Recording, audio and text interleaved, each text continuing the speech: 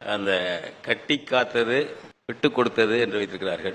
மொழி, இனம், தாயகம் மூன்றும் தட்டி பறித்ததும் சேர்த்திருந்தால் இன்னும் சிறப்பாக இருக்கும். ஏன்னா தட்டி பறித்தவர்களிடமிருந்து தானே காக்க வேண்டியிருக்கிறது. அப்போ மொழி என்று எடுத்துக்கொண்டால் வடக்கே இருந்து வந்தவர்கள் ஆரியர்கள், பிராமணர்கள் சமஸ்கிருதத்தை தேவ பாஷை என்றார்கள், தமிழை நீச பாஷை என்றார்கள். தாய் தந்தையரை அப்படி சொல்லக்கூடாது, மாதா பிதா என்று அழையுங்கள் என்றார்கள். தண்ணீரை அப்படி சொல்லக்கூடாது, ஜலம் என்று சொல்லுங்கள் என்றார்கள். தலைவரை தலைவர் என்று சொல்லாதீர்கள், அக்ராசனர் என்று சொல்லுங்கள் என்றார்கள். இப்படி மணிப்பிரவாளம் என்று ஒரு புது மொழியையும் முன்மொழிந்தார்கள். அதையெல்லாம் அந்த காலத்திலேருந்து தமிழ் அறிஞர்கள் எதிர்த்திருக்கிறார்கள்.